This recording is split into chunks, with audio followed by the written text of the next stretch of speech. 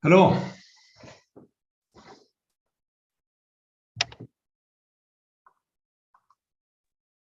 Hey, Arkin, how are you? Good. Sorry for being late. I had trouble with Zoom. Okay, no problem. So actually this week, very busy for us as well. So I think tonight it's great pleasure to invite you to make lecture. So I will have a short opening introduction and then followed by a lecture. So it's totally like two lectures, something like 1 hour and a half and followed by some discussion. Okay, so because I will have a UIA conference for the Copenhagen in around 1 hour and a half later. So the discussion session will be organized by my colleague. Sure. Okay, so I will check the discussion part later. So thank you so much. Shall we start? I can. Sure.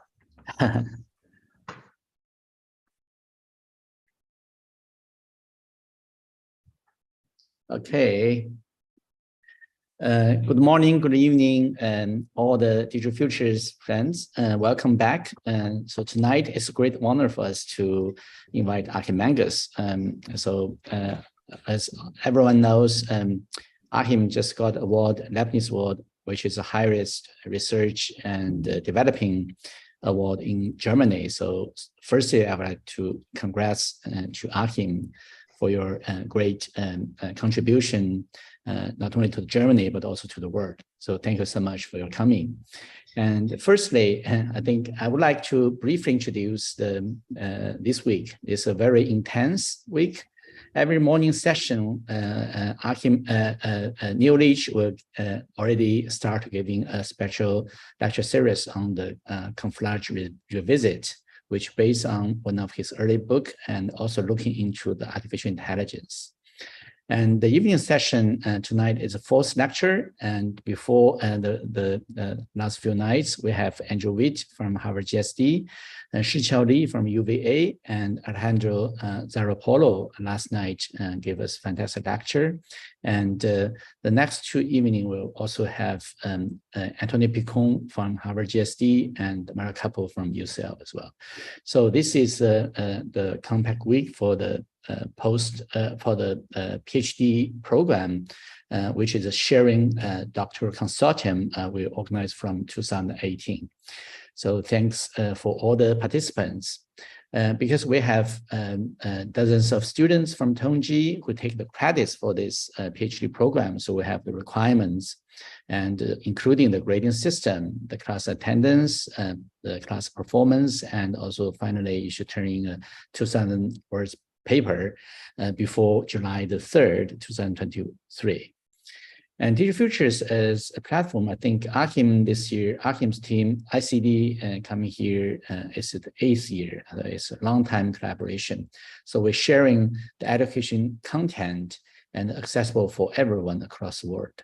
So New and me this year, we're actually in Shanghai, we organized some offline workshops and followed by the other cities like Hefei in China and also different language hubs around the world will follow in July. We have around 80 workshops this year.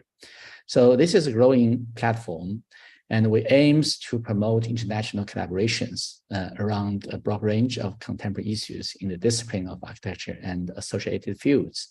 And also we emphasize on the latest computational design and fabrication technology. This platform addresses broader ethical and social issues such as environmental concerns within our evolving and highly technology culture. So these few years, actually, we focused on the planet problem around the world. So I think the technology should more than the technology, it should concern more about the human and nature relationship. I think that's the most important part. We invited expertise, professors, architects from all over the world to contribute to this platform.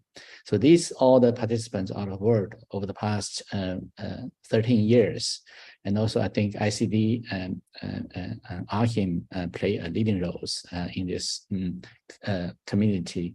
And also, Achim is one of the 7 fellow of Digital Futures who play the most important leader roles in our community. So thanks for your coming. And this is the workshops, Digital Future workshop in Shanghai. Actually, because of the over the past 3 years, most of the workshops go to online. So this year we are looking forward to organize more offline workshops. We have 23 coming to Tongji, Shanghai in the next week, and we have around 5,000 participants offline, and also the tutors, around 60 advisors coming from different cities, different countries to Shanghai. I think I'm looking forward. It's a great event. And as well as we have 5 online workshops parallel with the offline workshops. Totally, we have 28 this year in Shanghai. And new actually organize another Digital Futures events based on different language hubs. So he also will organize a similar number. So totally, we're looking forward. This year, the workshops could be like 70 to 80 around the world. And also, we would like to introduce architecture intelligence, which is based on the platform Digital Futures.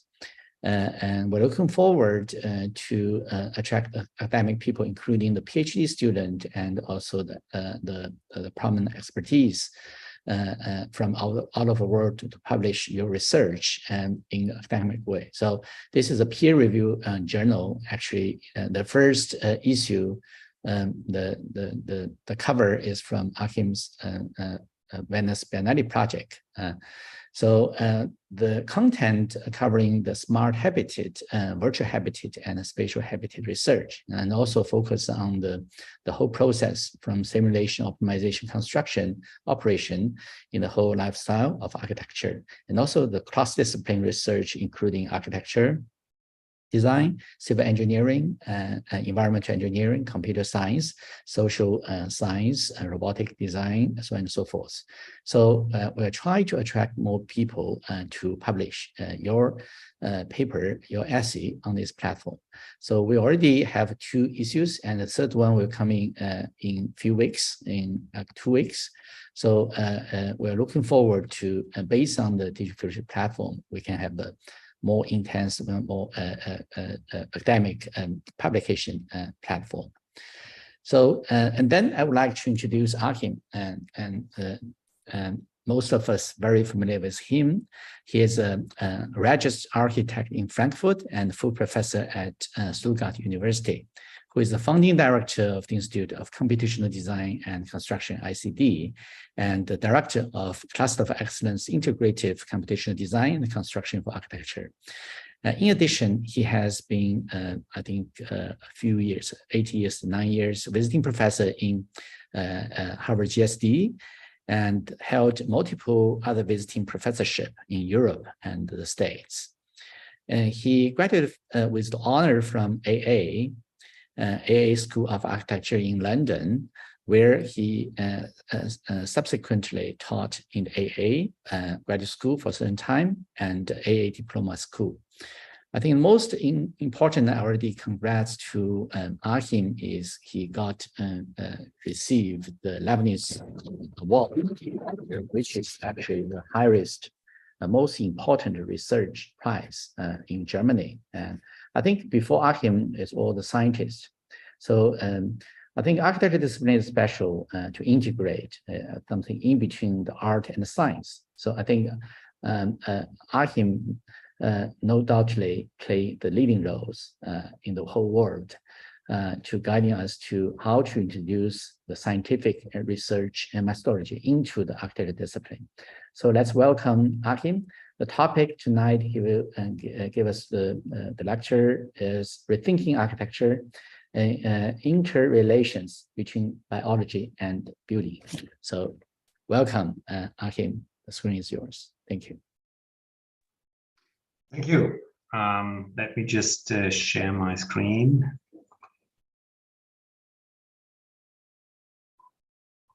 Can you see that? Yes. Slide now? Perfect. Yes. So thanks a lot, Philip, for the introduction.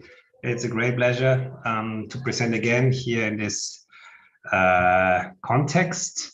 I think I may say at the beginning of the talk that I made this specifically a bit, let's say, targeted towards an audience that is pursuing doctoral studies. So it may seem, let's say, a bit academic or also scientific to one degree, but I think it's important to also have this mindset for exactly the reasons that Philip just so well introduced, namely, if we really want to have an impact on the future of architecture, there is, I would say, a scientific aspect to that, and we also need to take this quite serious.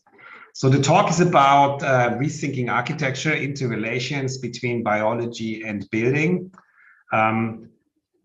It's a kind of journey through how we have tried to look into nature, which is actually something we have begun already 20 years ago, and how from this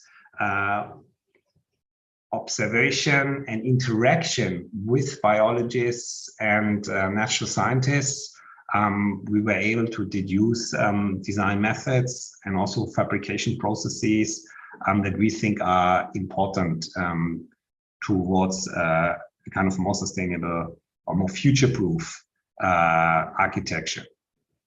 So I think what is also important to say is that this connects a lot with very contemporary issues, as for example, artificial intelligence, because of course, there is a direct relationship between what you may call the non-artificial intelligence and the way we have now completely new capabilities through AI approaches in the digital realm. So I will also allude to that. But I think before we start this, it is important to contextualize the work. One may ask, why do we need to rethink at all? But, and this is of course no surprise, we know these facts now by heart, kind of rethinking in the domain in which we act is urgently required. Simply because the current state of design and construction is not really future-proof, and there is an urgent need for rethinking, which I think offers a great possibility and also makes this work not only relevant, but also exciting. We all know that the building sector has a detrimental environmental impact on the planet, consumes the majority of all industry sectors of global resources and energy, is responsible for significant CO2 emissions and also waste. So it's a situation that has to change if we want to meet the Paris Climate Agreement in any ways. So without changing the way how we design and construct buildings, we will never be able to meet the Paris goals. Second, of course, that also comes with a lot of opportunities. First, I think on an economic level, because design and construction is also, of course, economy, but also on the social cultural level, because we can really rethink, I would say, cultural preconceptions, biases, and stereotypes that have been with us for a long time through digital technologies and this kind of more fundamental way of rethinking, which of course also means that we need to do this with a certain level of responsibility, because we affect the life of a lot of people. Actually, more than 87% of our lifetime is spent in buildings. So what I think is important is also to understand that the environmental issues, which I think in architectural discourse, we try to kind of disentangle them from the cultural facet of architecture for the last, I don't know, 30, 40 years, but I think we are at a point where cultural and environmental concerns are deeply interrelated, and the environmental concerns and environmental matters have entered the cultural sphere of architecture so directly that I would say it is part and parcel of the cultural production of architecture. And I think this situation will actually become even more relevant in the future, because if we look at, let's say, the embodied energy and the embodied carbon emissions in buildings, we see that they shift from what used to be the main, let's say, area of concern, namely building operation, so the energy that you need to supply to a building to operate, or the carbon that is emitted by cooling and heating our buildings, is now shifting towards actually being the majority of the energy and emissions being already consumed or emitted before you actually enter the building for the first time. So here are a few studies where you can see that actually construction accounts for example, 64% of the embodied energy and 57% of the embodied carbon in new buildings that are constructed between 2020 and 2040. Why is this important? Because this is exactly the realm that we can address as designers and as researchers. So it's something where there's a lot of responsibility, but I think also a lot of opportunity to affect the situation in a good way. I think most of you may also know this second challenge, which is the challenge of not only a very high environmental impact, but also a very low productivity in the construction sector, which is directly related to digital technologies or the lack of them in the building sector. So I think here's this interesting McKinsey study that shows that digitalization in the building sector is actually lowest across all industry sectors, even behind agriculture, fishing, and forestry. So there's a lot of scope of tapping the full potentials of digital technologies to do this. In many ways, we're trying to research how this could be done in our cluster of excellence on integrative computation design and construction for architecture, because we think that the key of digital technologies is that they are not an extension of already existing design methods, fabrication processes, or for that matter, existing building and material systems, but that they allow us to rethink methods, processes, and systems in feedback with each other to arrive at something really novel. So for that, we have this realm of computation design and engineering methods, which are somehow the enabling technology for a higher level of integration. We have the cyber-physical, robotic fabrication and construction processes, which allow us to somehow address that level of productivity, which may sound a bit mundane, but really has profound socio-economic, socio-cultural, and also environmental repercussions. And only through this level of integration, we are able to design new, effective, and truly digital material building systems to actually enhance sustainability, to arrive at something that we may call future-proof architecture. Now, coming back to the main idea of the talk, there is, I think, a fantastic model for a higher level of integration, and that is living nature. So in biology, you would actually never think of form, material, structure, the processes of becoming, maybe growth, as disentangled, but they're always highly entangled and innately and inseparably related.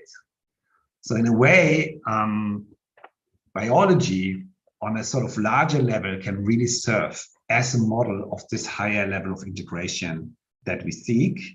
And this is because biology operates on very different underlying fundamental principles. And I think here I name only two. One is this principle of integration that I already mentioned, that when looking at an organism, you would never even attempt to think of form, structure, material, and environment as separate, but always as deeply and ecologically embedded. And second, because, let's say, the economy of means in biology are so radically different to how the typical, let's say, economies of design and construction operate. So in biology or in living nature, there's always a lot of effort in how a particular structure and form is articulated and differentiated in order to actually save materials, save resources, and save energy. And if you really think about it, it's exactly the opposite of how we typically see the, let's say, distribution of efforts in architecture. Usually, we rather spend more material, spend more energy in order to actually arrive at a simple design with a relatively simple way of delivering it as a construction. And that's also why in architecture and construction, we typically work with very different materials than we work in nature. So up to now, and especially for the last 100 years, architecture has favored materials that are industrially produced. Into a lot of energy has been invested to actually make them as homogeneous and as isotropic as possible. Because then it's less effort to design with them, and it's also less effort to build with them. So in nature, we see exactly the opposite. We see materials that are highly anisotropic, which means that they really perform only in one direction. Because they are so anisotropic, they are, by concept or by nature, I may say, always highly effective. Because you can distribute them, you can organize them, and you can differentiate them in space so that there's always an inherent level of, I would say, effectiveness and robustness in natural structures. So those are just two principles that provide an inroad in how we may rethink design and construction in an integrative manner. And we've done that over the last 15 years in many, many different ways. But I think this underlying methodology of integration has evolved along different projects, which was always about how to integrate, let's say, principles of building materials with principles of construction systems and fabrication processes through design methods that were informed by biological models. And this can be done in many different ways, as you can see in this map that we actually produced for the book that we published in 2020 as a kind of summary of the first 10 years of research of the Institute.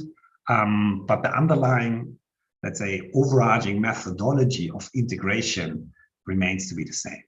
So what I will do is I will actually pick a few examples of how this integration of biological principles into the design methods, fabrication, construction processes, and the related building and material systems can happen. What maybe is also important to say is that this means the research we've been doing, which is now primarily taking place in the cluster of excellence, is highly interdisciplinary. So it's not something that we can attempt just by ourselves as architects. So in the cluster, for example, we have not only architects and probably the structural engineers that you would expect, and also people from building physics, but we also have a lot of researchers from manufacturing and systems engineering, computer science and robotics, but also the humanities and the social sciences. And we work on 3 fundamental typologies. One is multi-story buildings, one is long-span buildings, and one is building in existing building stocks, was kind of building and designing within the already existing building context. At the moment, the Cluster of Excellence is around 160 researchers from these various disciplines. So it's important to bear in mind that what I'm going to show you is always an endeavor of a larger team of researchers from very different domains. Here you can see some of the faces of this large group of the Cluster of Excellence at the University of Stuttgart. So I may begin by explaining a bit more in detail some of the work that we have been pursuing for a long time. And this is how we can actually think about long span, high performance structures in a different way, because typically we associate them with high performance materials, steel, for example, or high performing concrete, through a natural material, and that is timber. This is something we have been doing for more than 10 years now. And it's maybe also important to contextualize why this work is particularly relevant. Of course, we know that materials such as concrete or steel have very high embodied carbon emissions. So timber, of course, as a naturally grown material, has the capability of addressing some of those inherent issues that industrially produced materials have, by not only being lightweight and naturally grown, but also by actually acting as a carbon sink if we build long-lasting buildings. One aspect that is important is, of course, is that here, if we start to think about building with timber, we are embedding ourselves into a larger ecological system of silviculture and how that relates to construction. And of course, if we want to store carbon, we should first ask ourselves, is it actually a good idea to store the carbon in products of buildings rather than having it remaining as trees in the forest, which is an argument that is quite frequently brought up. So it is interesting, and because if you look at this diagram here, you can see that typically you harvest your forest after 60 years in Central Europe. But if you would leave the forest standing, you would actually store more CO2 in the uncut forest as if you basically regrow the forest. Now, of course, that perspective is not entirely true, because if you maintain and you don't emit the CO2 in wood products, then this already changes, but you still have a so-called, what is called by scientists the CO2 dead time of a certain period where the forest would still actually be able to store more carbon than, for example, timber buildings. So this can only be offset if you really use the renewable yet sort of always only in a kind of finite amount available resource of timber very efficiently. Simply because you have a lot of substitution gains, that if you take X amount of timber and you can build actually 2 buildings out of it, you offset the environmental burden by the alternative material that would typically be used to build a second building. So this is very important. Huh? So it's not building with timber in and of it by itself that actually helps addressing the environmental issues we're facing, but actually working with as little timber as possible in each building. So that contextualizes the work we're doing on timber lightweight structures, where I need to go back a bit in history. This is a project that is, of course, a bit old, but I think it's still very interesting to introduce, because it laid the foundations about a lot of the kind of current research we're doing, which was the first time we developed a genuinely digital building system, namely blade structures, which was motivated by investigating the interrelations between this ancient material, timber, and new technologies such as integrative computation design and robotic fabrication. So from those, let's say, affordances, we were able to conceptualize a truly novel building system, which are blade structures, timber blade structures that allow for actually integrating all the kind of performance characteristics into a simple blade by robotic milling. So in order to, for example, address the structural performance, you have these so-called finger joints that allow you to join the timber pieces without the need of any additional structural elements that then again would be, of course, made from metal or adhesives. So, of course, that poses quite a challenge if you want to do this on a larger scale. So we don't want to build furniture where some of those techniques have been used traditionally, but we want to build load-bearing building structures. And here we meet the first challenge. So typically one would say, okay, if you have such finger joints, and maybe I go back for a moment, they are good in transferring shear forces at the edge of these kind of timber blades, but they're not very good in transferring bending moments or tension forces, which means typically you would outrule them as any kind of sensible system for an architectural structure. And this is where it's really interesting to look into biology, because biology has found a way to evolve a higher level of integration of structural performance and morphology that shows a way of attempting to do exactly what we're trying to do, namely building a load-bearing skeleton structure from individual hexagonal plates that are connected only by the biological equivalent of finger joints.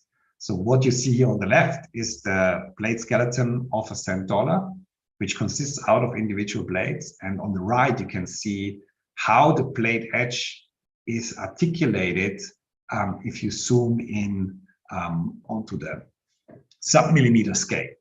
So in other words, biology has found a way to tackle exactly this, let's say, morphological structural challenge. So we worked with biologists and experts in biomechanics from the University of Tübingen to understand, let's say, the design principles that enable this kind of behavior. And then, of course, that begs the question, how do we embed them into a design method? And this is where we started to get really interested in agent-based modeling, because, of course, it's impossible to, let's say, embed these behavioral, what biologists call stereotypes, into, let's say, a fixed parametric logic.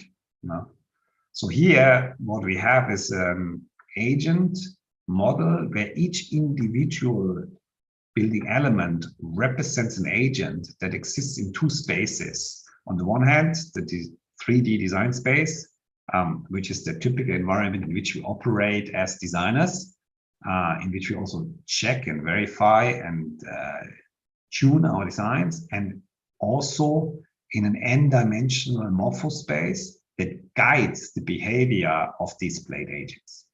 So this sounds quite complicated. That's why I will explain that a bit more.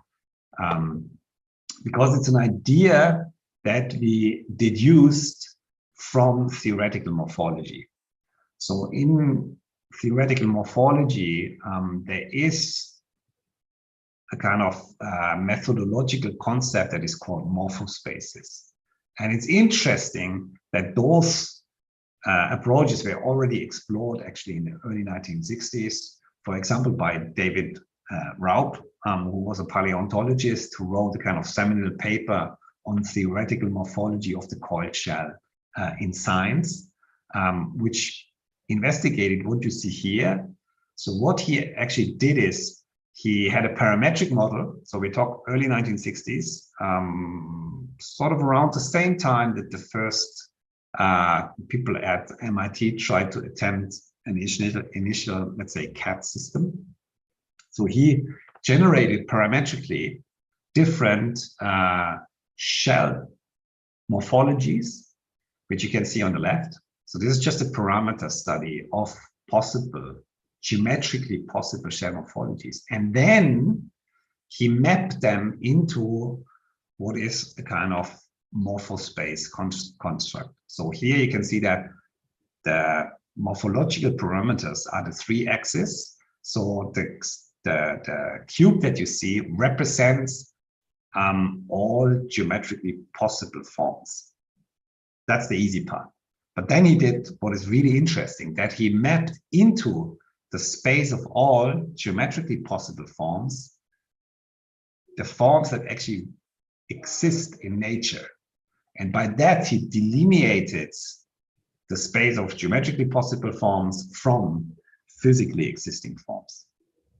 So this methodology is, of course, capable, as the biologist Eble here nicely said, that these kind of theoretical morphospaces are characterized by the ability to specify non-existent form. So in a sense, they have the potential to turn into a computational design methodology. And that works because you can define a kind of hyperdimensional space that has a region of geometrically impossible form. And then it has a region of geometrically possible form. That's what also Raup mapped out. And in that region, you have non-functional possible forms and functional possible forms. And in there is a kind of, I would say, functional performance constraint boundary. And this is somehow directly transferable into how you can explore the space of possibilities, or let's say the fabrication space of, for example, robotic production, to explore the inherent design space it may offer.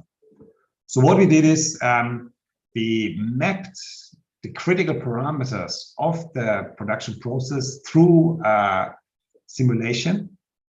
So that's the digital twin of the production process. And then we opened a kind of multi-dimensional design space based on the same parameters, which then includes each blade agent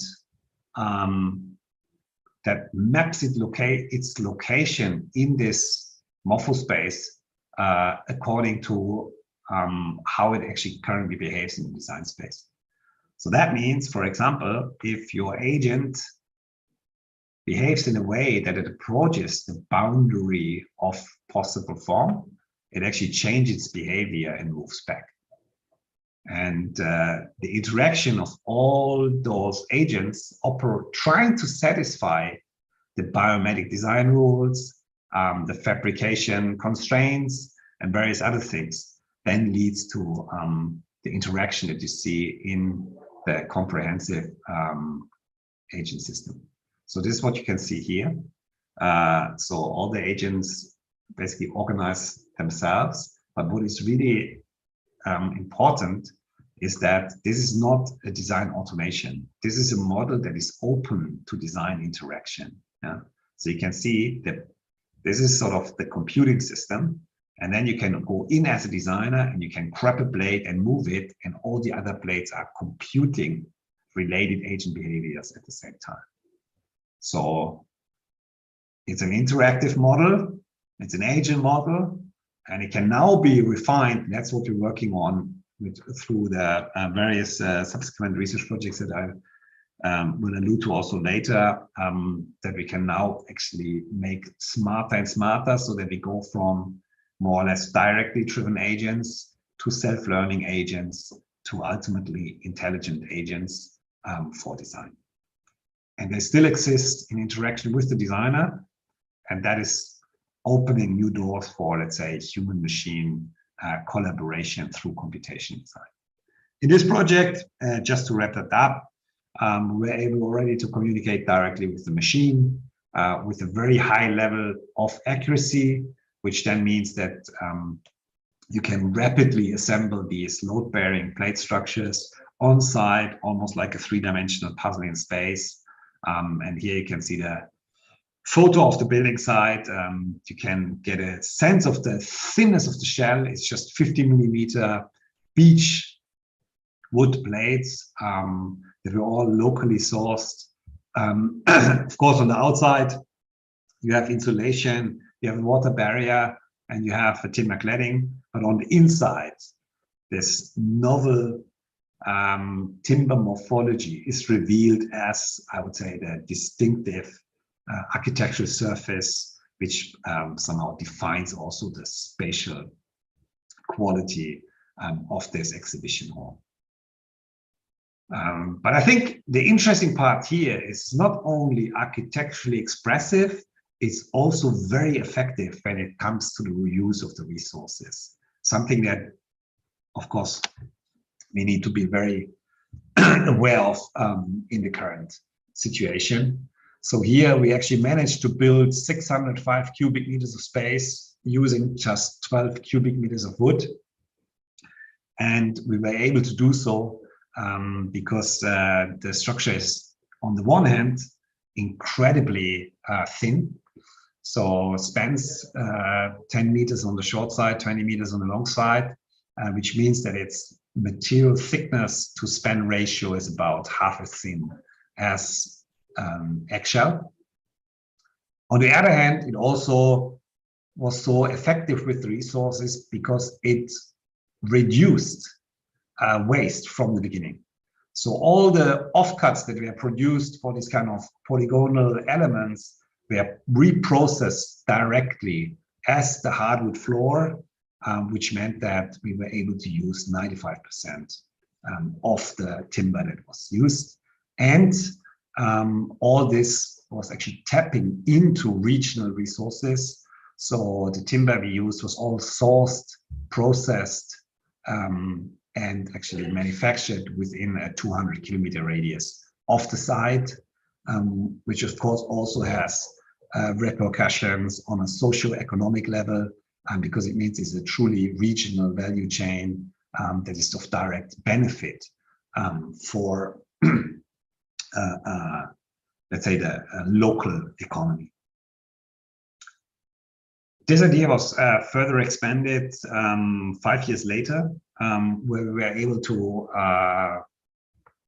let's say, consolidate a lot of additional research projects in yet another building proposal that we did for the Bundesgartenschau in 2019. It's this timber shell that you see here on the upper right, which is embedded in this expressive landscape of this exhibition. This BUGA Wood Pavilion served as a kind of multi-purpose event space, which needed to be covered by a free-spanning structure that spans around 30 meters and covers around 550 square meters of floor area. So 30 meters free span is already quite a performance demand for timber structures. So we set ourselves the challenge to say, okay, we've now invested a lot of research into how we can enhance the performance of our lightweight timber structures. So let's see whether we can actually build a structure with 3 times the span and 5 times the size using the same amount of wood that we used in 2014 in the Landesgartenschau, the project that I just showed you here on the left. I mean, that slide already reveals that we managed to do so, because in the Bundesgartenschau, we have weight per square meter ratio of 36 kilograms. So it's actually a little bit less wood per square meter than in the Landesgartenschau, and that's despite tripling the span, which of course means that the structural requirements grow not linearly but exponentially. This is possible because we again did something that is quite counterintuitive, I think, in the field of design and construction, and that is that we made the structure more complex.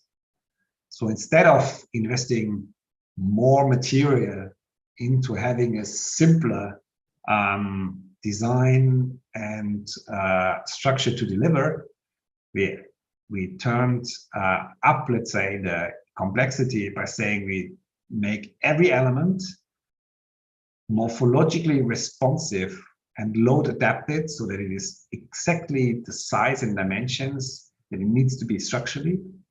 And we no longer work with solid blades, but we actually divide the previously solid elements into 8 elements that consist of a very thin upper plate, very thin lower plate, and then a ring beam, which is structurally bonded together. So of course, that also meant that we had to go through more sophisticated structural modeling and optimization. We needed to integrate a direct structural feedback into our ADF models, and we needed to include every single element, every single ring beam component, every single blade, all the bolts that connect them together into a kind of multi-level, multi-scale agent-based modeling. So this is what you can see here. So now every element no longer is just the blades, but every element, every bolt, every ring beam, every loop connection is actually represented as an agent that has a say on how the structure actually develops morphologically. And this happens in direct feedback with, on the one hand, structural constraints, or structural properties, but also fabrication constraints. For this, to extend this methodology of integration, we also integrated the design of the fabrication process into the design of the building.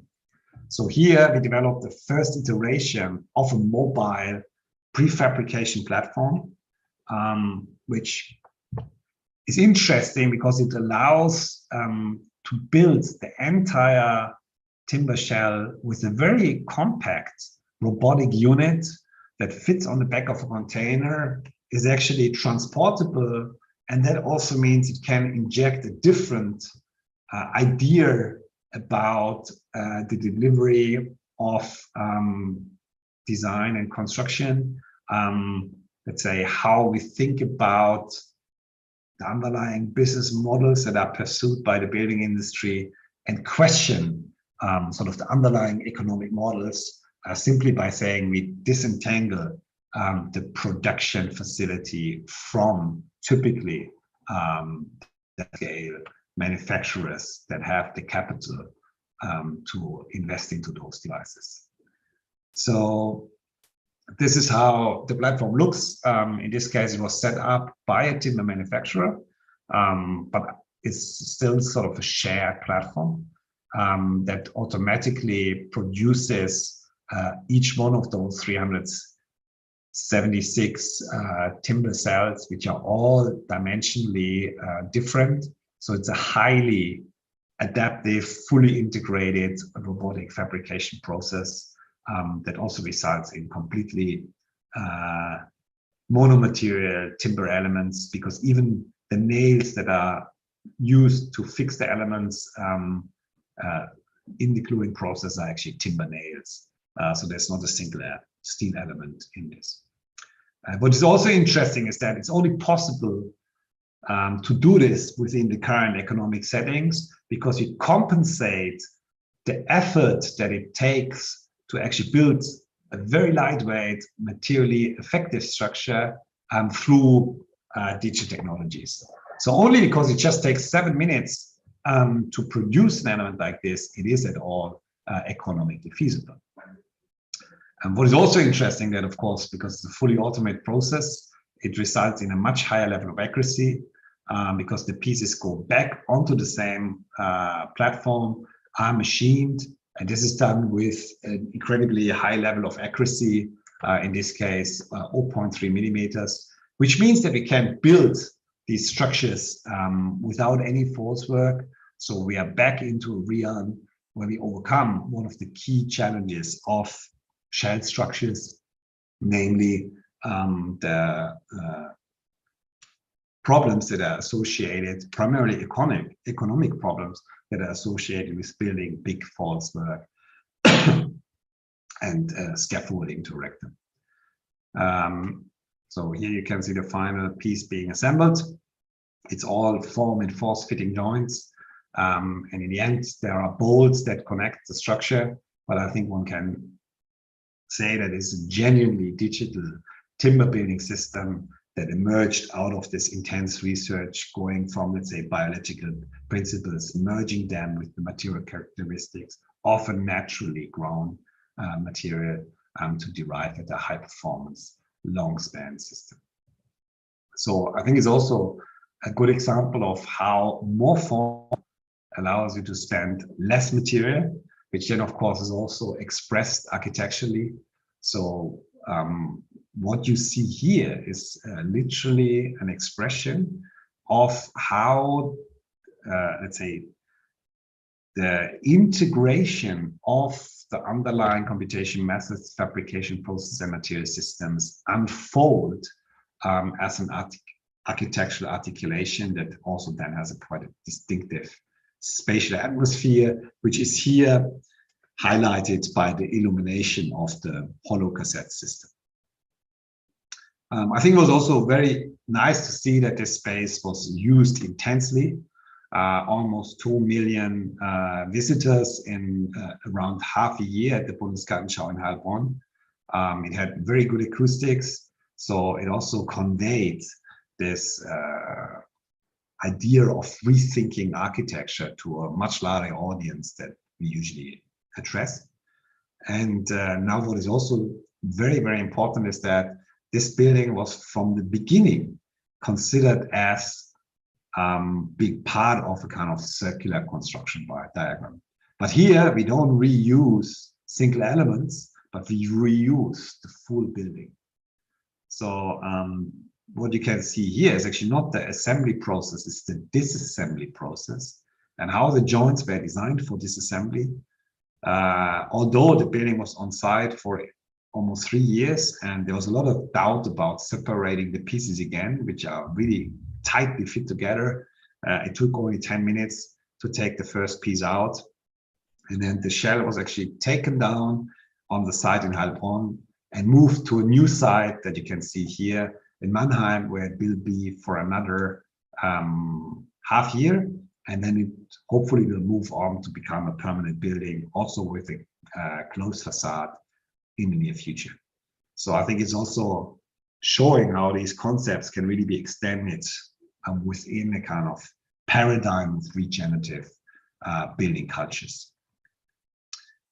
What is also interesting that 10 years of, let's say, refining and developing the system has now led to the opportunity that we can really build a large permanent building with this. This is the current project that we're working on. It's the building for our cluster of excellence, which will be covered by a 30-meter span timber shell that is about 3,500 square meters of this construct. And of course, that is very interesting because it's also a way of how do you bring this innovation into the building industry and how you actually ensure a kind of knowledge transfer from academia to building and construction practice, which of course is important if you want to have our research to make an impact also on the larger field. One aspect that we are currently investigating is how we can also look at robotic on-site assembly. This is work that we're doing in the Cluster of Excellence with our colleagues from Systems Engineering, where we have two collaborating spider robots that can more or less autonomously assemble these timber shells. This is primarily driven actually by artificial intelligence, localization, and then also execution path planning methods. So it's an interesting way of how we can get this, also these new possibilities into making a contribution to being able to really implement segmented timber shells in the larger practice. This is actually for a building that we are currently completing at the University of Freiburg.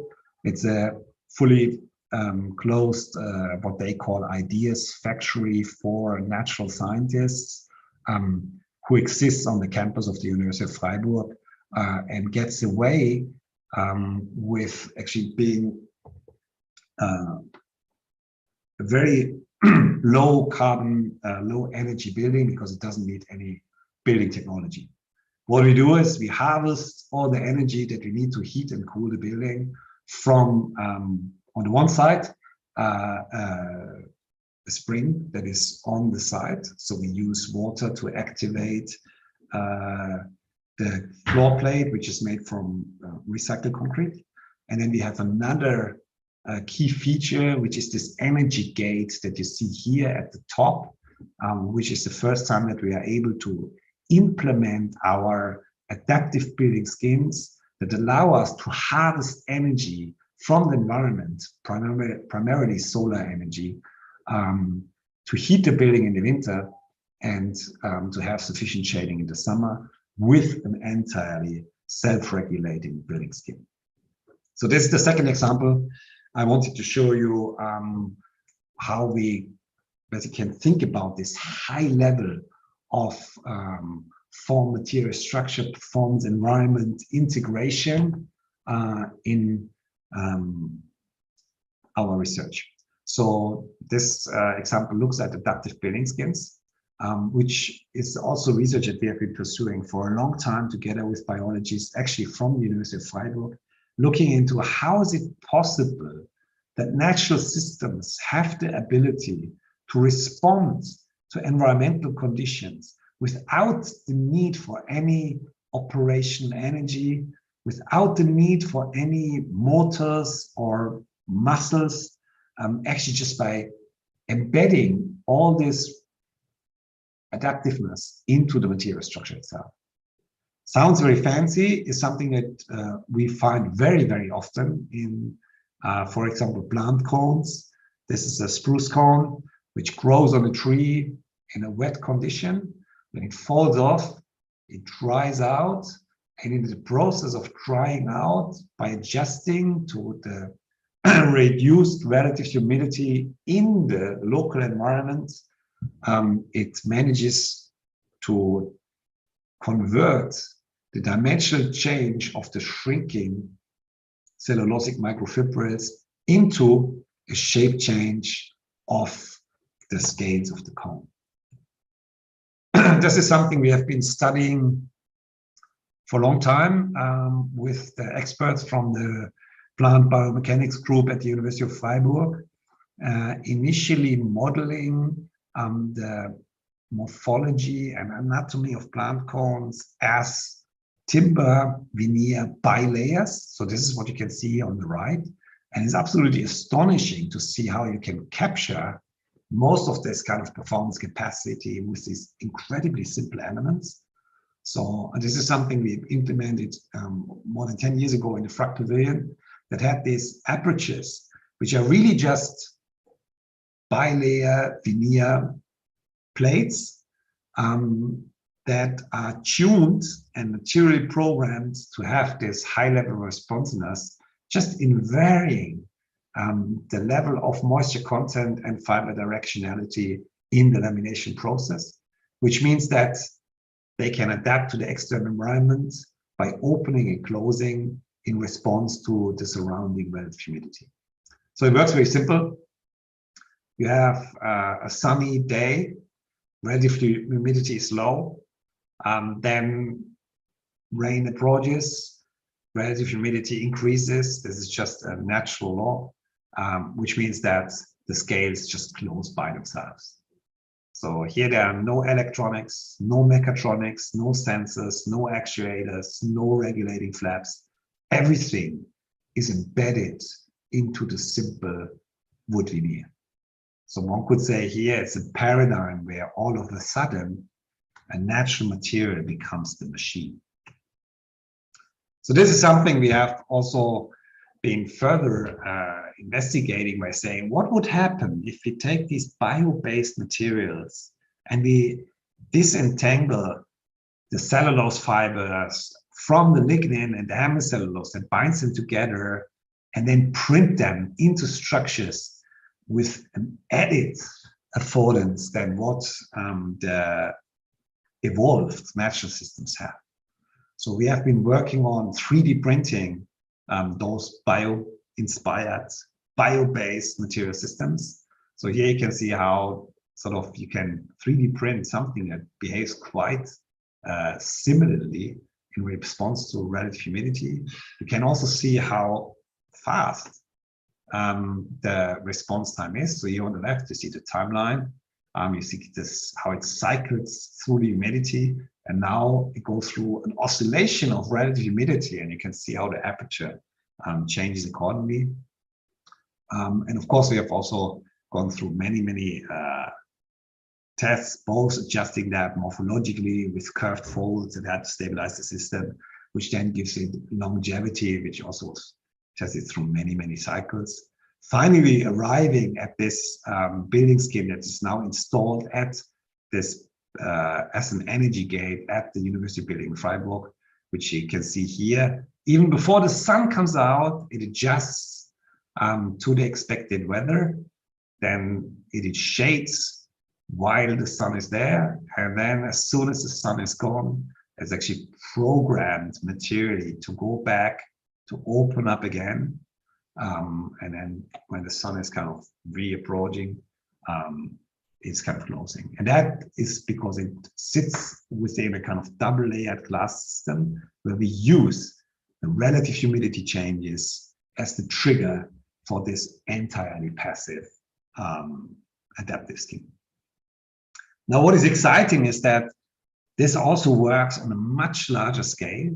So we thought, okay, if you have the possibility to program small scale material elements, what would it actually mean if we could build really larger scale material structures that are cell-shaped?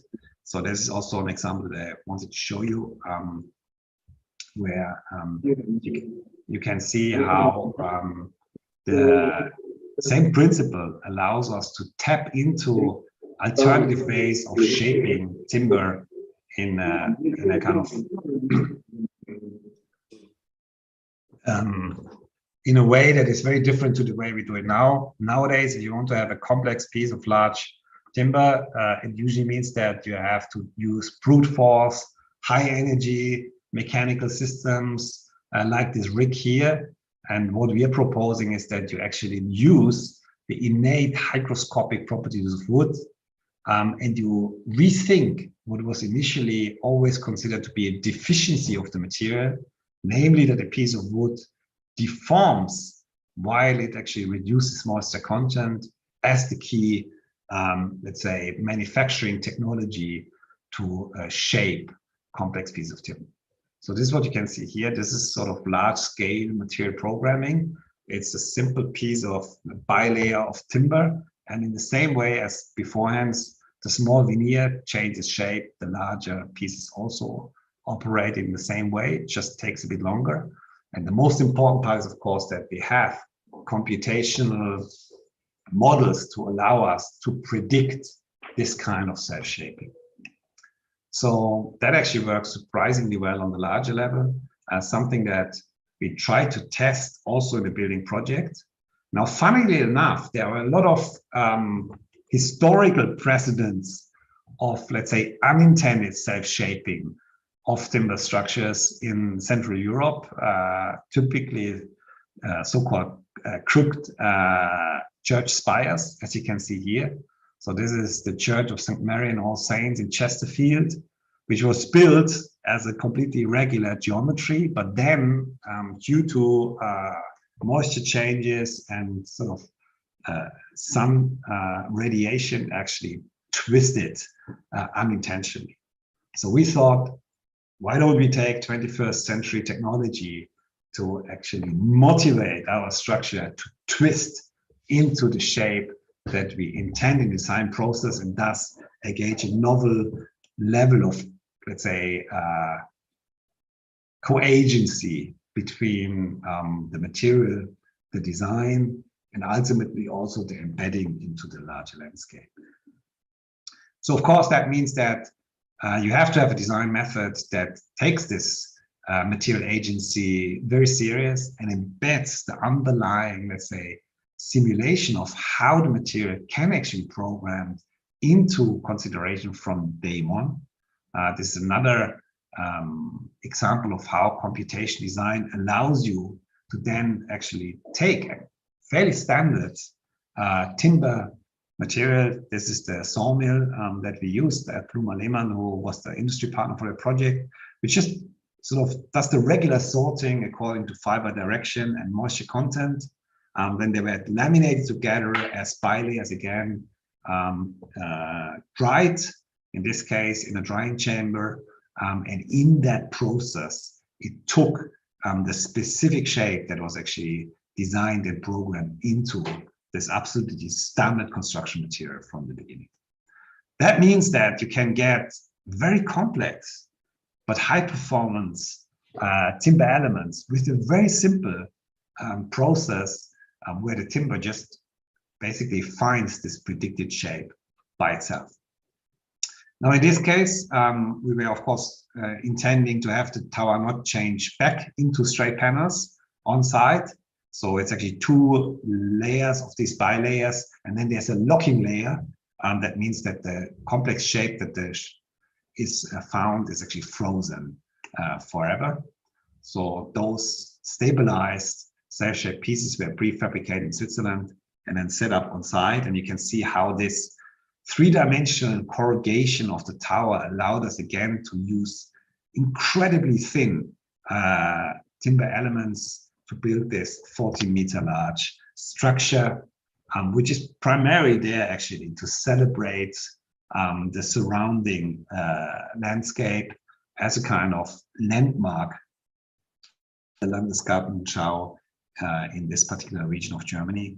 So it's kind of a novel aspect of how we can tap into the local resource of wood, injecting it with entire new life and design opportunities by teasing out its very innate natural properties.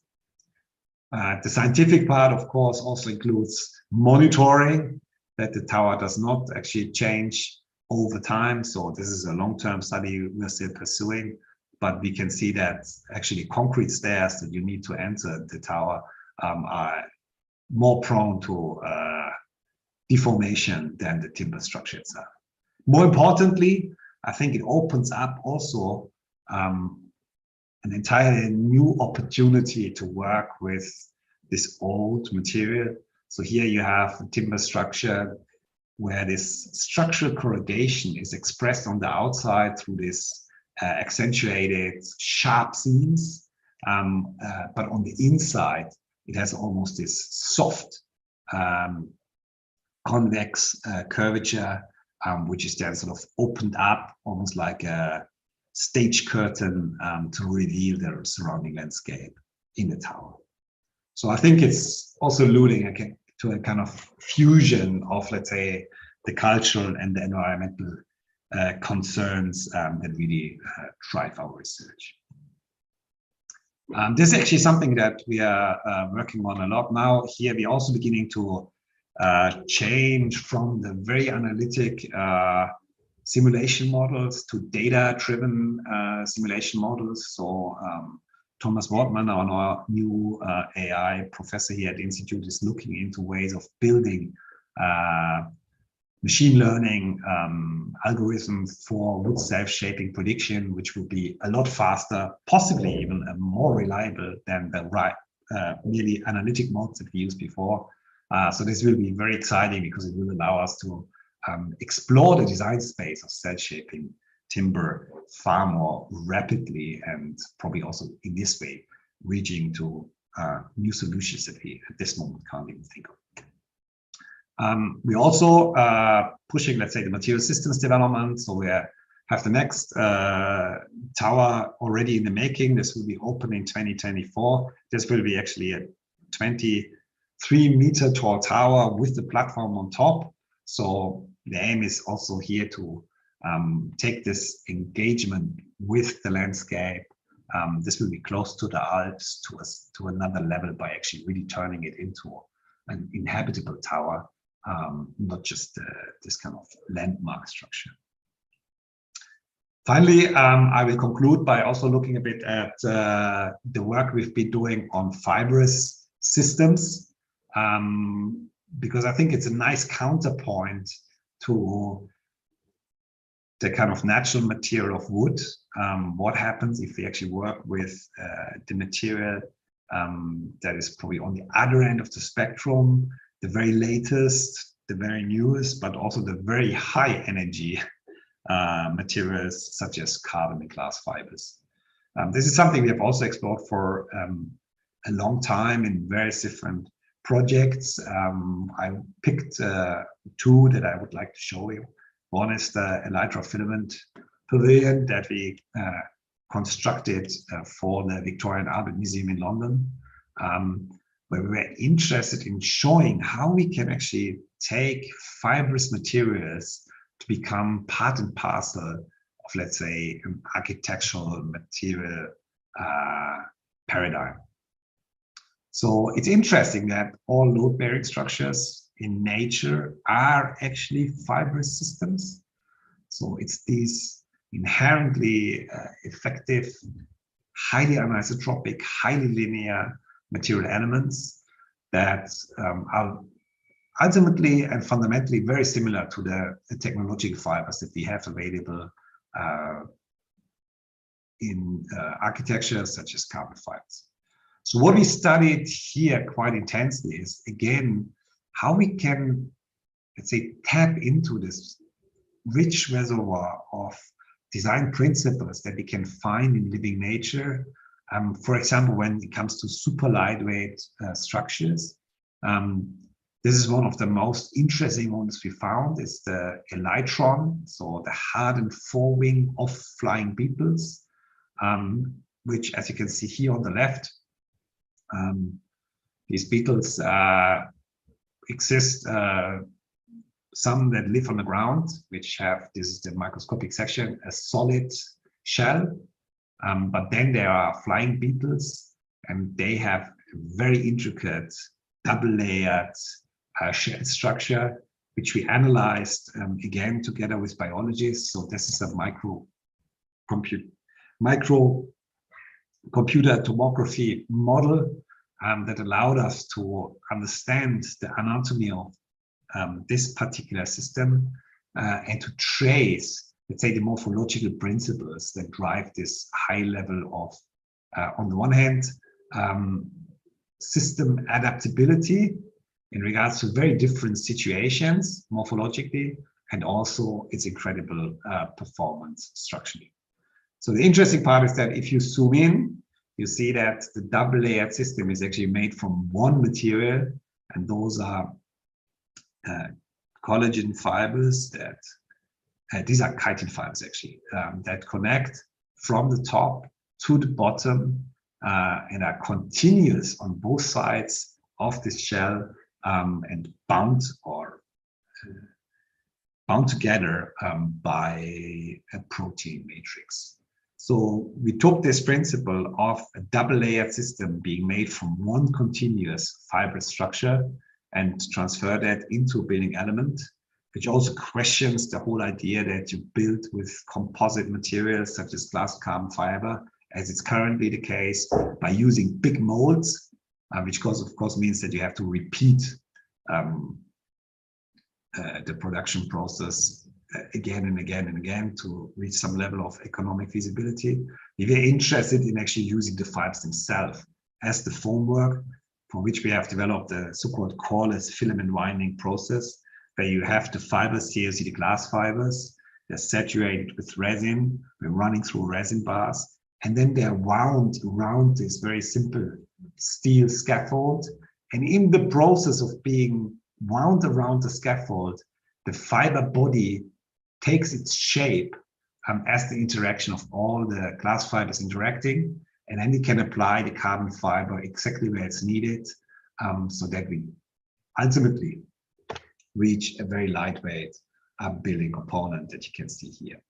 So here, every fiber is somehow tuned and load adapted, and this of course also then leads to a very high, I would say, architectural integration of the traces of the material, the form, the structure, and the underlying fabrication process. It's again impossible to disentangle these here. What is also interesting is that it's a release production process. So the only thing that you need is a small tent, a bucket of resin, and a few fibers. So the entire pavilion kept on building itself on site at the Victoria and Albert Museum, which meant that it was not a kind of static design that we implemented, but a dynamic space and an evolving structure that, in response to the way how the actually inhabitants located themselves in this new space, evolved over time. So here you can see that how this initial configuration was, and what we did is we actually monitored the environmental conditions and the user behavior, of course, anonymously, looked at how that relates to possibilities of extension by using the glass fiber also as fiber optics, and in that way having a kind of system where new pieces could be built, could be added, or could be taken down in response to the human interaction with the space. So it's also a model for how a higher level of integration of digital technologies allows questioning the delineation of design phase from construction phase, from use phase, from end of life phase, to actually merge into one and the same situation that is now sort of renegotiated through a continuous process of construction, assembly, disassembly, reassembly, reconstruction, etc. We also further developed this filament winding process. For example, for a project like the BUGA Pavilion, I will accelerate here a bit so that we also have some time for discussion left.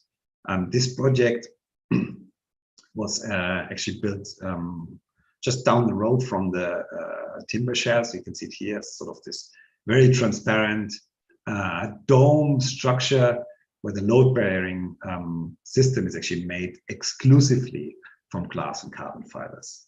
It housed an exhibition piece that was not our design, which I think needs to be said here, but it was really the first time that we were able to build in the public arena with full approval by the authorities a large-scale glass and carbon fiber structure with those filament winding process.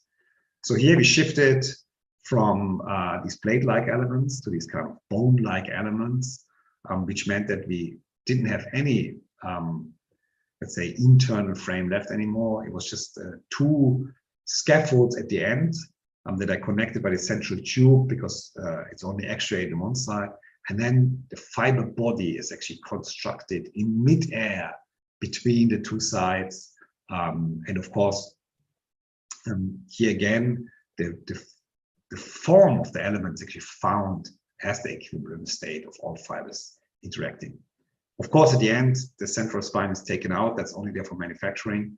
And it's a hollow, extremely lightweight element where again, the morphology of the fibers on the global and the local level needs to be integrated, including, let's say, architectural, structural, fabrication concerns. In this case, there was also a lot of testing involved because this building needed to be certified to be used in a public space. So you have to imagine that one of those 5-meter tall elements needed to be tested to destruction 3 times, actually 3 of them.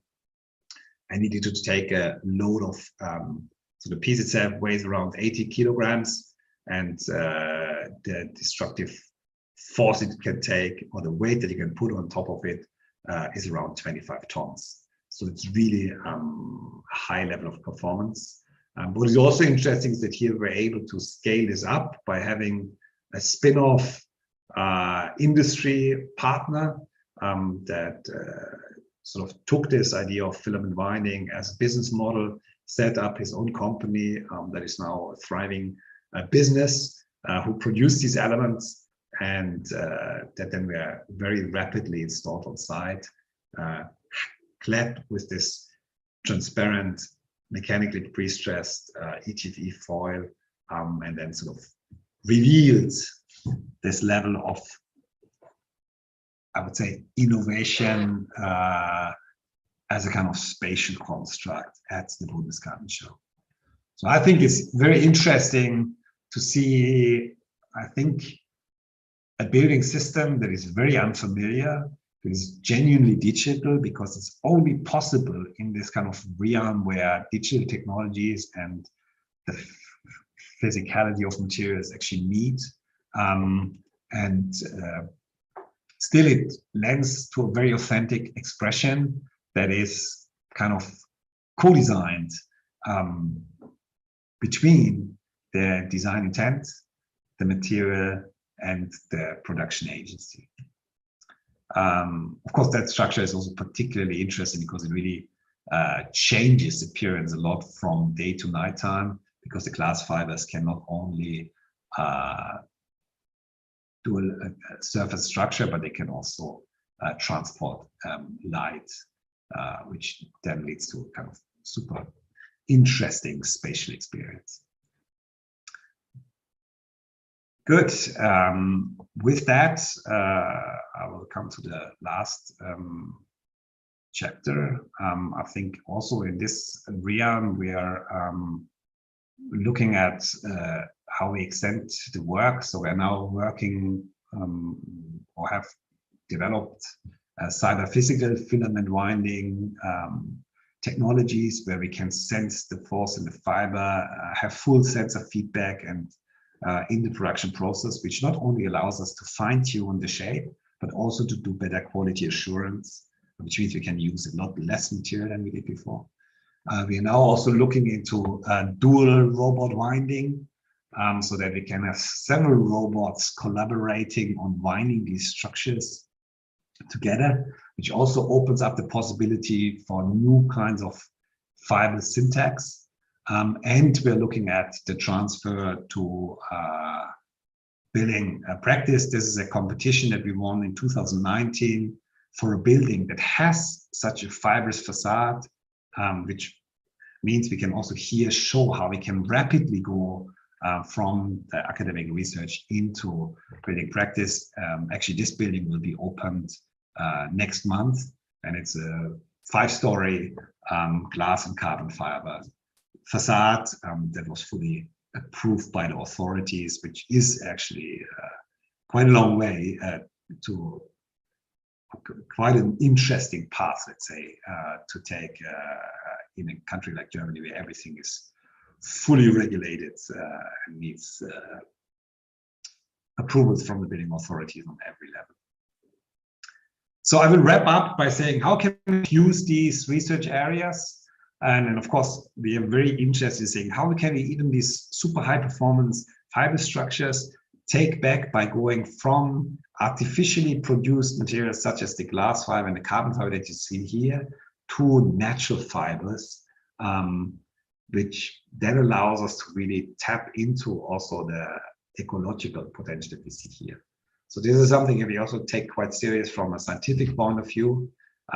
when we compare, for example, how the structural performance relates to the global warming potential for a specimen that has a given structural performance. So this is the first study that really compares these systems with on the base of a comparable performance. And of course, you can see that the carbon and glass fiber perform better, but you can also see that the environmental impact of using natural fibers is actually really considerable in terms of global warming potential. So we have primarily been working in the past 2 or 3 years with regionally available flux fibers. This is a plant that has been existing in Central Europe for almost 30,000 years, has been cultivated for more than 5,000 years, and is now really one of the local resources that we have available in this region. That was the incentive to attempt transferring our robotic filament winding and integrated computation design methods to working with these naturally grown fibrous systems. So here's the first building prototype that we realized in the Botanic Garden of Freiburg, the BUGA Pavilion, where you of course still face the complexity that now you need to deal with a material where you have a lot of natural variability, biological variability, a level of heterogeneity in the material properties. You need to design kilometers and kilometers of that material responding to its local material properties, negotiating that through fabrication process to then derive a kind of fiber syntax that is capable to actually really perform as a building structure that is only fibers. So that requires also multi-scale modeling for a structural behavior from the global system to actually just local fibrous models, including the calibration, because for these kind of systems, no data exists. Calibration with full-scale testing, also then verification testing for the building authorities. And we're now working on integrating all that into a fiber data object model that exists at the intersection of the fabrication domain, the quality domain, the simulation domain, and the data integration domain. So it has both classic simulation attempts as well as data-driven attempts, which of course are related to self-learning and AI approaches, for example, for self-learning fiber agents for the generation of fiber nets. So here also advanced computation methods allow you to actually tap into the potential of these natural materials and use their variability as an advantage rather than seeing it as inferior properties. So this was also produced with the cordless filament winding process, results in something that appears to be quite different than the carbon fiber structures, a lot thicker bundles, a lot more, let's say, fiber-fiber interaction. This is just the load-bearing structure of the pavilion. This reveals the kind of intense fiber-fiber interaction that you get in these flux fiber nets. And then finally, there's a polycarbonate skin just mechanically attached, so you can actually take it down, you can actually recycle it entirely. And the resulting interesting, I would say, architectural language that you can tease out of those natural materials that, of course, come with their own set of material expressions and spatial atmospheres that are also very exciting to explore through these integrative approaches.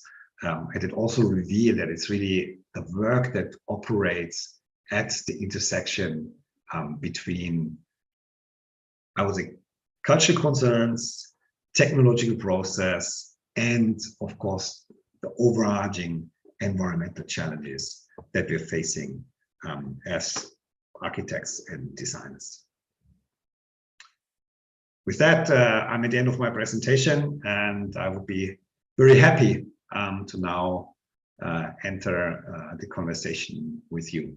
Thank you very much.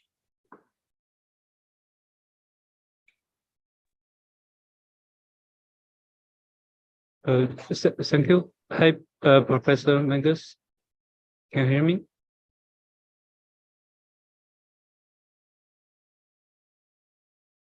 Hello. I think Professor Yuan is occupied in another meeting, so I will take over the Q&A session. And if all the participants have any questions, you can put in the chat or raise your hand. I already see one question being raised by Qu Jiaqi, and I will read the question. How fire resistance considered, and how the acoustic performance of the long span shells? Okay, of course, I think those are very important concerns. Both are addressed in the long span shells, so the acoustics were actually really, really good. Mainly because the reverberation time is reduced through the geometry that has these kind of two layers. So it's a bit like a classical Persian music chambers, which have very similar hollow cassette structures. So the acoustics are very good. For the project in Freiburg, you may have seen that we added also an acoustic layer inside the hollow cassette, and which at the same time is actually thermal insulation. So it serves this kind of double function. When it comes to fire, you have to know that the building code in Germany is quite different, or in Europe is quite different to China. China, I think, has very, very strict fire code. In Europe, you can build a large-scale timber structure like this. It's no problem. The only thing that you need to consider is you need to add thickness to the material so that it can actually burn off. Yeah? So it's a kind of the burn off rate. And typically the softwood that we use is also self-extinguishing. So if you want to have fire resistance for half an hour, you add 2 centimeters of thickness to the timber, and that is sufficient. Depends on the different applications. But for example, the university building they're constructing is a public building. It's actually quite big, 6,000 square meters, and it will have this very delicate timber roof. It's not a problem from a fire point of view. I think it would be a problem in China, though. I have to say that. I remember that from the timber projects we did in China, that Yes. the regulations are very different. Yeah.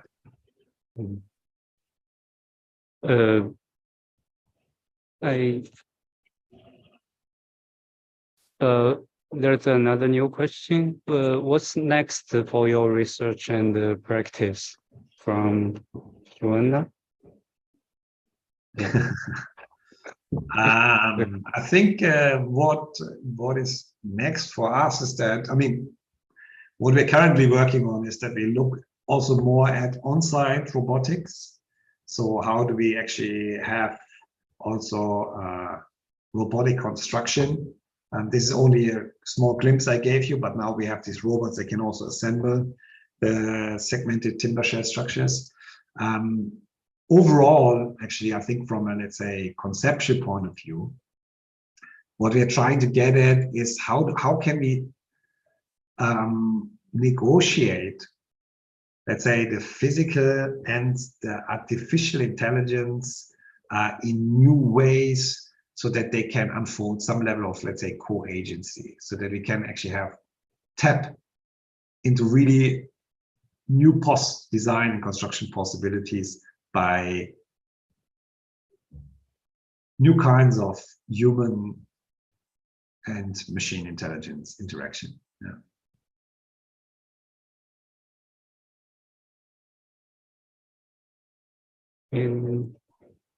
Thank you for the answer. And think maybe from my side, I have noticed that there's some new projects and also some very exciting progress in the research.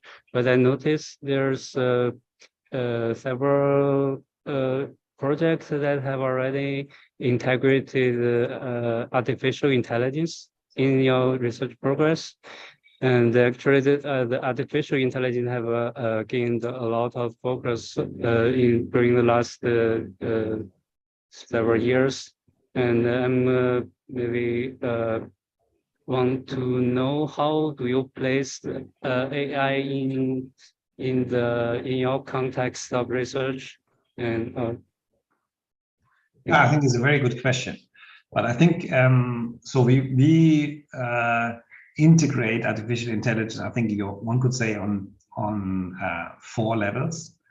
One is that we use artificial intelligence to extend our agent-based models towards self-learning agents, towards actually intelligent agents. I think it's a very good application because somehow agent-based systems in and of themselves lend themselves to be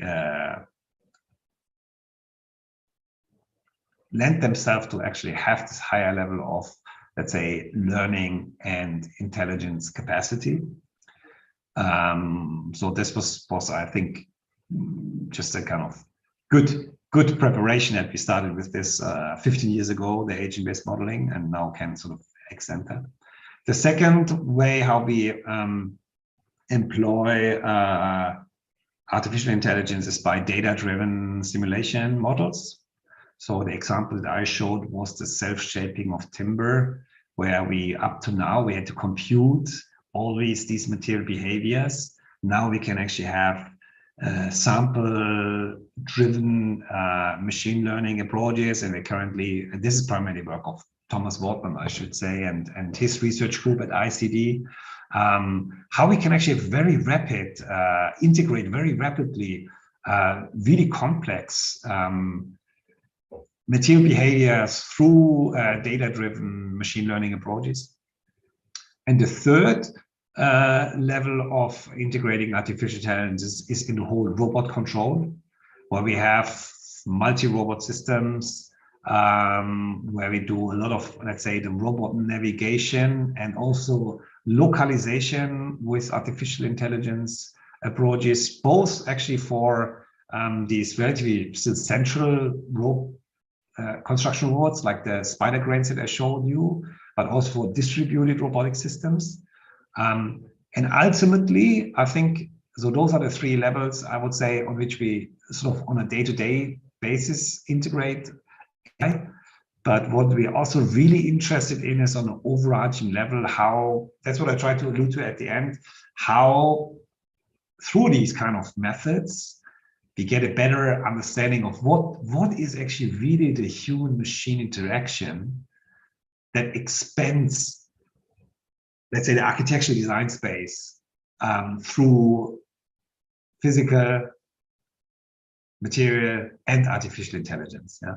So I'm actually convinced that just generating or fusing data is maybe interesting as a first step, but that's not really the kind of I would say potential that these technologies have. I think the potential is really that we have very, very capable co-pilots. That's how we like to call them, digital co-pilots that guide us and steer us in the way how we design and construct buildings. Thank you. I think the integration of AI in ICD is quite different in the quite popular generation of images or some other researchers, and very looking forward to seeing some new researches in this direction. And there's 2 new questions in the chat. The first is, how is the wind load is considered for the tower-like structure, because it's very high? Yeah, so of course, all these projects that I showed you need to go through a German building application. So we need to get building permit, which means it needs to be compliant with the building code. So we have actually for that structure, because it's close to the Alps, it's in a mountainous region, very high wind loads. But because you have this three-dimensional corrugation, we can actually have very thin, it's kind of a thin corrugated timber tube, really, no, that we're building. And of course, that needs to withstand the wind loads, and the wind loads are the decisive load case. I mean, the platform that you have on top for the visitors is nothing compared to the wind loads that you have. That's a key structural performance requirement. Great. And another one is, how do you see the possibility of leveraging the material intelligence to enhance human building interactions?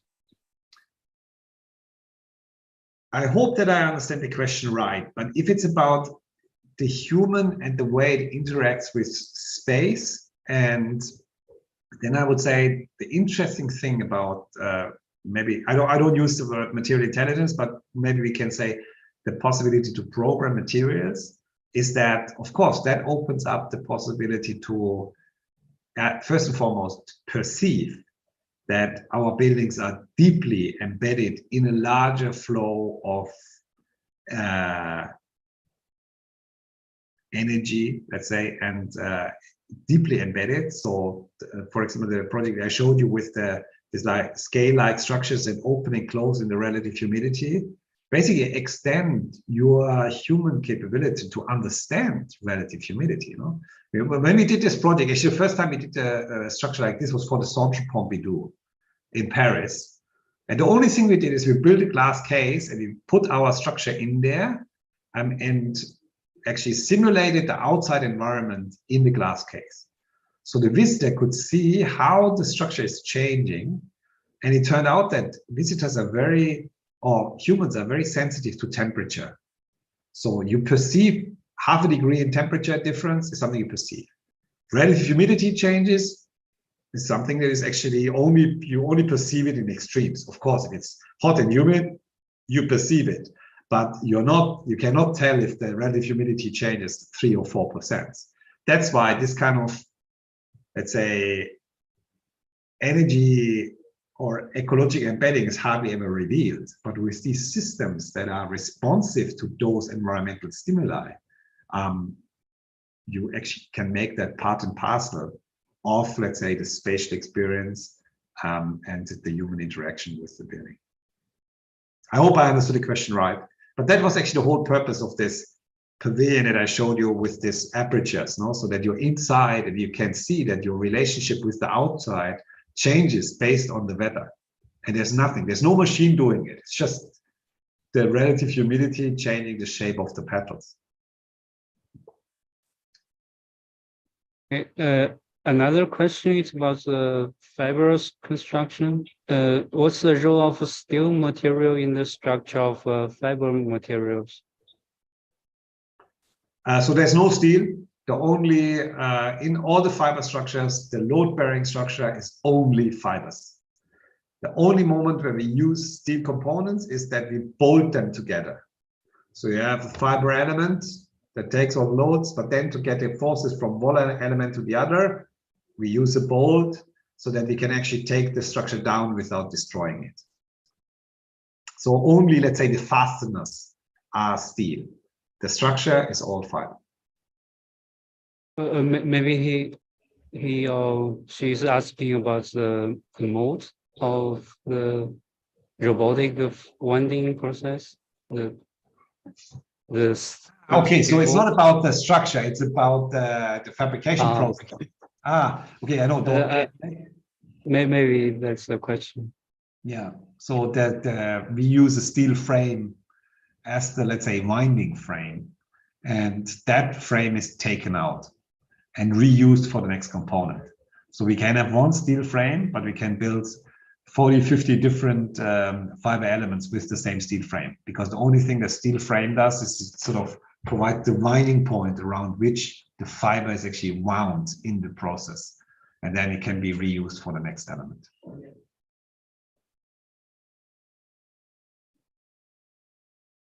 Okay, we have a follow-up question for the answer from Stellan Shen about the human building interaction. And would you consider this interaction as more of a passive interaction than perceiving the humility level change through the shape changing of the facade? However, what about the active interaction with morphing building materials over time? Yeah, I think I think two ways of material programming. One is reversible shape changes and irreversible shape changes. Now, the interesting thing is that you can do this on many different time scales. And I think it would be a fantastic idea to say we have sort of a longer time horizon for a building that actually morphs through its life phases in many different ways. Super exciting. Why we are also super interested in that, and that's why we are currently scaling up the 3D printing process. So until 2 or 3 years ago, we were only being able to 3D print pieces, I don't know, typical, let's say, centimeter dimensions. And now we have a print setup where we can do additive manufacturing for self-shaping, where we can do 10 by 2 by 2 meter large pieces, so really big. But we are just starting this. But the idea is that you really have, let's say, an adaptive architectural morphology, which is not shaping once or just passively reacting to some environment stimulus, but that would actually be able to react to the inhabitant. But let's say that at least we thought that in order to get there, we need to upscale first 3D print or the 4D printing, and that's what we're currently doing. But I think it's a very nice, let's say, intention expressed in this question.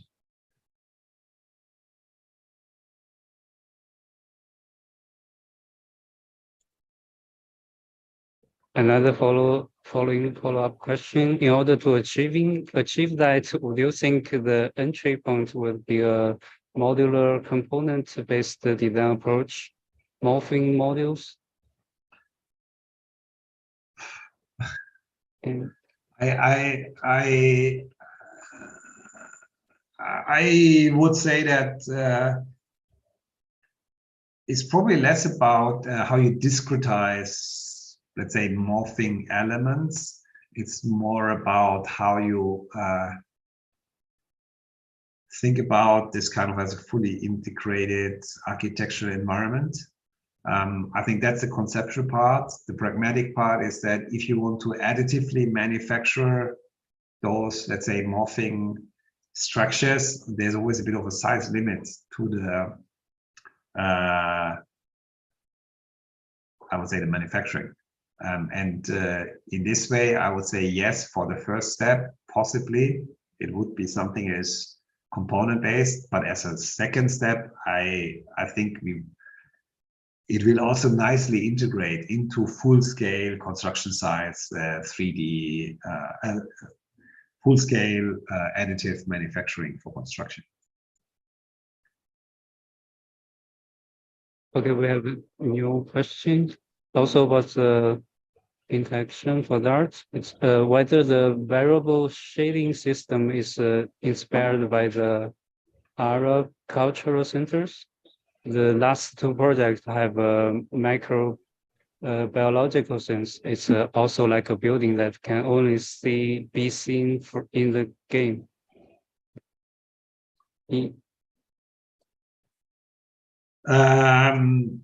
So if you refer to the Arab Cultural Center by Jean Nouvel, I think then what we're trying to do is exactly the opposite.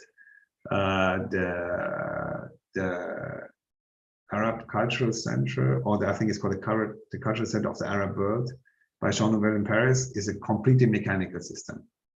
So it's all machines. kind of small apertures that open and close, driven by gears and motors, and it never really worked. No?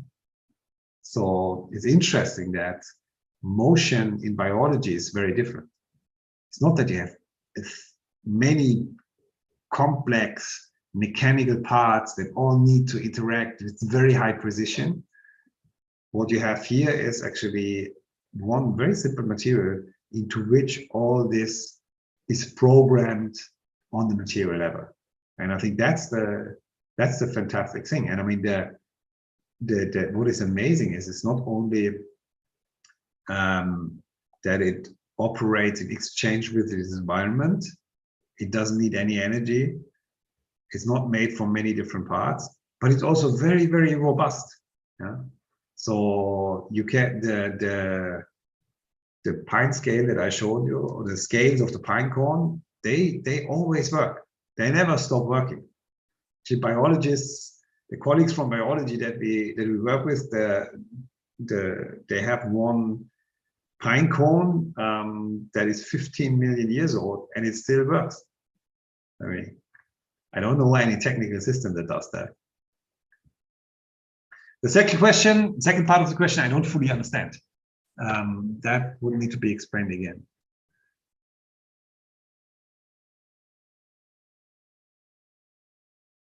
I don't know.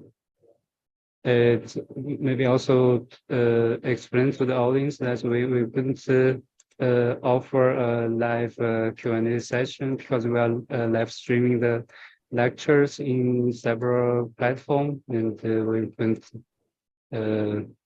make this session make our audience ask questions in real time according to some regulations.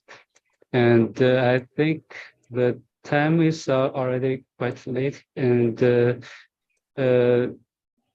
if we don't have any new questions, I think we can call it a day. And thank you, Professor Menges, for the great lectures, and thank you again for joining us today. And hopefully we can have some opportunities that you can come to Shanghai, Tongji, and for the future activities in the future.